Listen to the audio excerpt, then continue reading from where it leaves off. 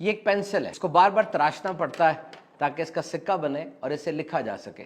اگر پینسل کے جذبات ہوں, اس کی فیلنگز ہو, تو اس کو کتنی درد ہوتی ہوگی. یہ اس کو بار بار اتنے بلیڈ کے ساتھ گھس کے جناب شارپ کرنا پڑتا ہے. لیکن in order to become a useful pencil, یہ تکلیف یا آزمائش اس کے لیے ضروری ہے. یہ کارآمد پینسل تبھی بنے گی جب اس مصیبت سے گزرے گی, اور یہی حال انسان کا ہے.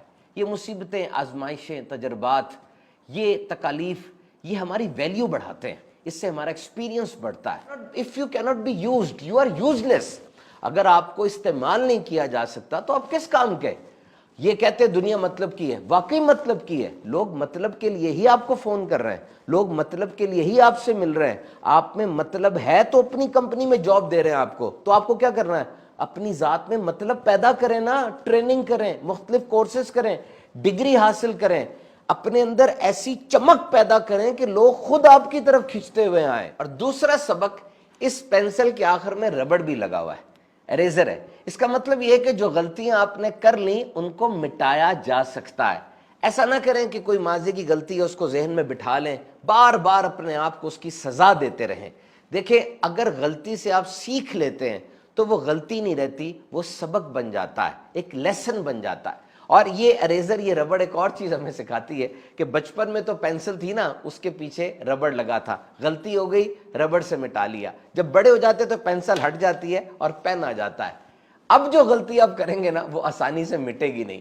بچپن کی غلطیاں معاف ہو سکتی ہیں لیکن بڑی عمر کی غلطیاں آسانی سے معاف نہیں ہوتی. اور سب سے اہم چیز پینسل نے ہمیں یہ سکھائی کہ اصل چیز آپ کے اندر ہوتی ہے.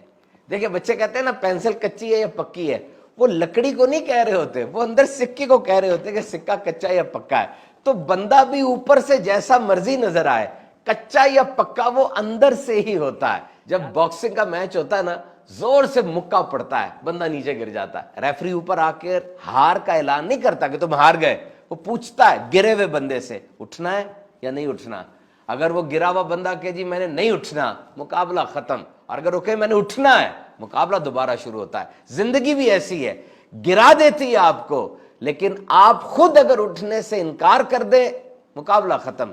اٹھیے, اپنے ٹوٹے ہوئے ٹکڑوں کو جوڑیے اور دوبارہ مقابلے کے لیے تیار ہو جائیے. خوش افراد اور غمگین افراد, ان میں فرق یہ نہیں ہوتا کہ ناخوش لوگ جو ہیں ان کو ٹینشن, انگزائٹی ہے, نفسیاتی بیماریاں, نہیں, ریکوری کا فرق ہے.